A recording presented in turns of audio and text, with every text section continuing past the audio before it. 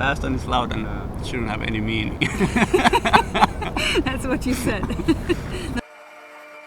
This summer, Kaput decided to head north for inspiration, visiting Flow Festival in Helsinki.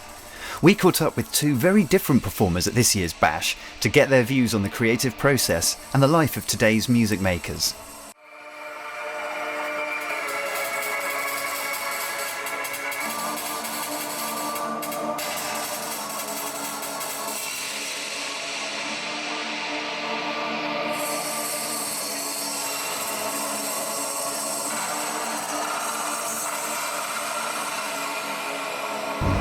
Yeah, I'm hoping to get the money pressure out of the picture, so I try to, get by with less.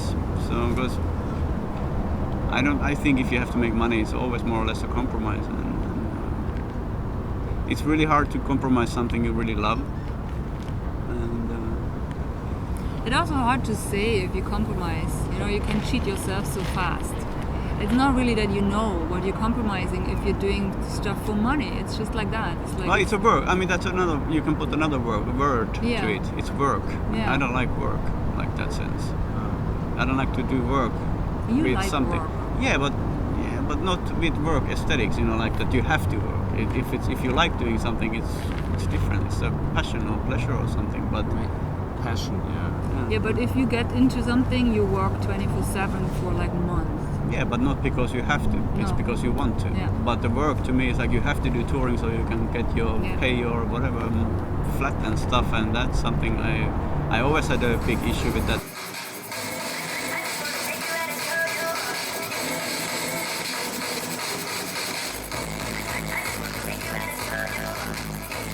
So now basically everything you get is from traveling, and traveling is disruptive. I mean, Especially where we are living, Yeah. it's Like, like you it's- don't want to go. My it's so molecules go hard. like this if I have to go. Like I don't want to. It's not okay. we do this 20 years. It's really tough to go all the time, and then you know what happens when you travel. Shit But goes down. it becomes really also like it's routine, and like you see people doing it just for money, and it's really like it's this sport and competition and hustle of like who gets bookings, and the music is really, like I said, like why people do certain kind of music is a lot to relating to the fact that you get bookings, and that's something like it distorts your inspiration also. Like it's more like a business. It's not art form, or It's actually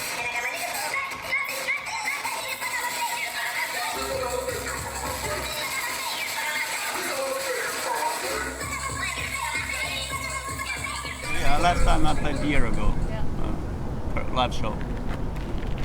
So maybe it's something you have to do once a year just to come out of the closet or something. And here, I've been coming here so often, it's nearby, they pay decent money, and it's kind of, but they don't ask me to do, they allow me to do whatever I want, but I don't want to anymore participate in this. I also, to make money from music becomes more and more again. Maybe it goes in waves. I had the same maybe 10 years ago. Actually, then I sold my studio and everything. But then I picked it up again. I don't know if it will happen again, but just too much dissatisfaction on don't relate to the scene, trying to maybe find some more meaningful, more inspiring surrounding to do work if I have to do work. And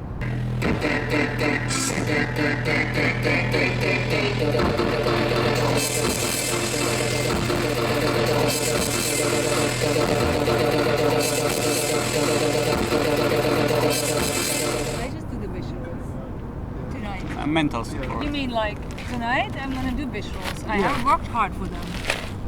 I did. She works hard. I want to make. I found some interest to do visuals because working with audio now for 20 years is cool, but it was kind of nice to do something totally new. So I really care for it and try to figure it out.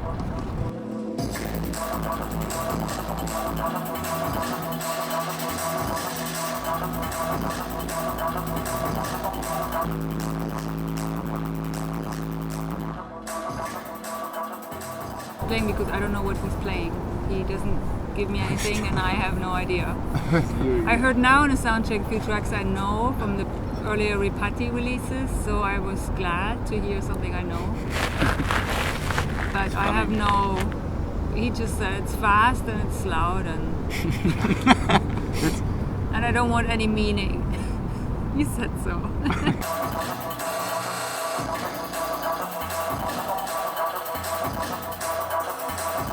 We are like since 15 years playing shows. I don't think we need to discuss anything anymore. No, there's certain We've played lots of tours, you know. like invisible, like just the things that need to be said and stuff like that.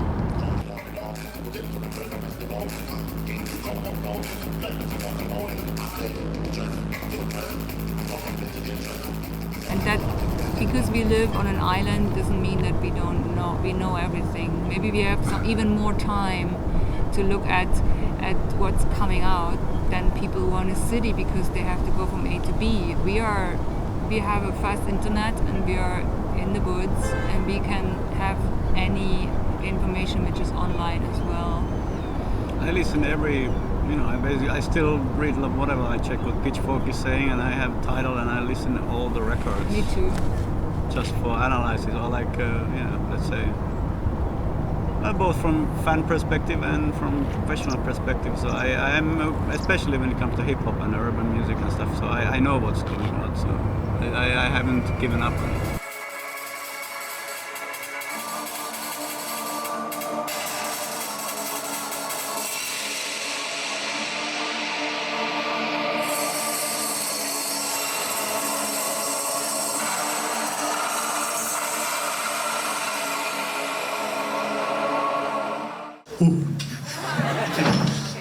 Yeah.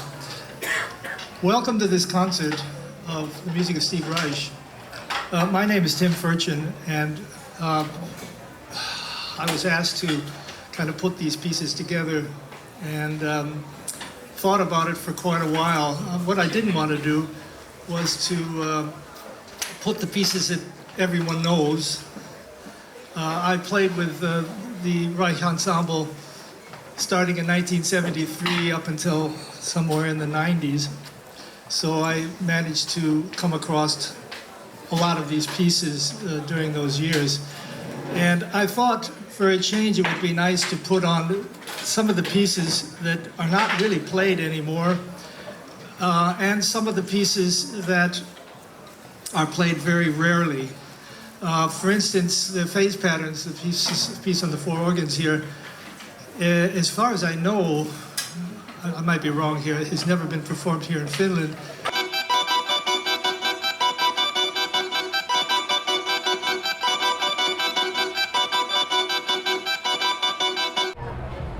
My feeling about this music is, maybe this sounds terrible, but I like the music as pure as possible. I don't want any emotion in it, and he doesn't either. I don't think, there are no dynamics. Maybe there might be in these newer pieces, but in the older pieces there's no dynamics, there's no expression, there are no retardandos, there are no accelerandos, and the best performance of these pieces is when they sound like a machine.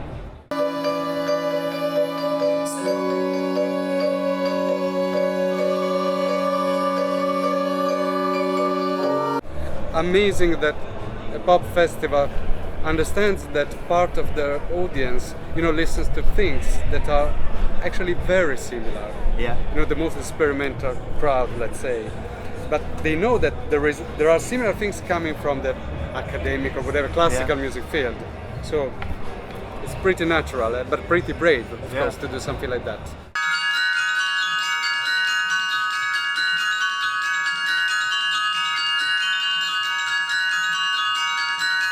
But the idea of this concert for me was just, I really wanted people to see where this stuff is coming from, because you listen to the beauty of things like 18 musicians, and it didn't start there at all. The early music is really ugly. I mean, that organ piece has this cluster of, I think it's like a C, D, F, D, E, F sharp, and G. Yeah. I mean, I mean, four guys grinding that away, and we used to do it like really loud. I mean, you know, when we played it, it was really loud. And in those days, people were not used to hearing that, nor are they anymore. I mean, people don't hear this kind of music anymore. That's really why I wanted to do some of those old pieces, that people could actually hear where this music started from, and not just think, oh boy, you know, you turn on the television, what do you hear? You hear Steve Reich, you know, commercials. I mean, all that stuff, this stuff you hear with marimbas and stuff on commercials and not just on television, it's all... It's a motif. Yeah, it's just stolen from that. Yeah. And everybody thinks, well, that music is so beautiful. But in reality, the early stuff was anything but beautiful. It was pretty ugly.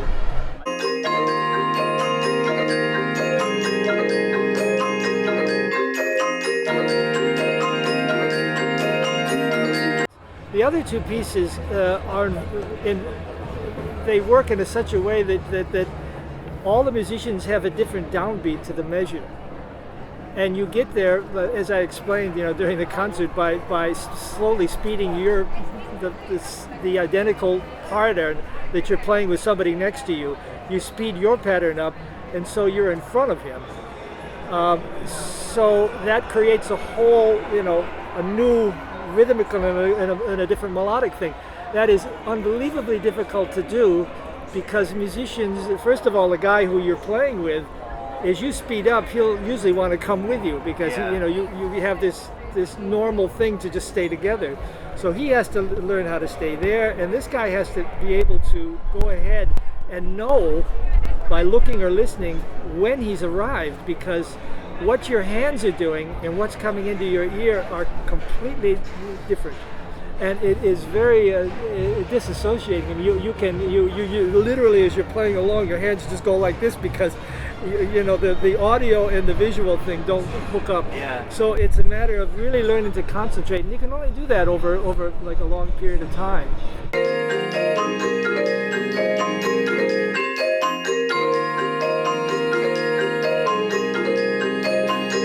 I mean, it was just great that we got a chance to do it. I mean, I've always loved to do this stuff, and I always love to put those kind of things on, you know, these kind of pieces. I'm happy when people want to do it.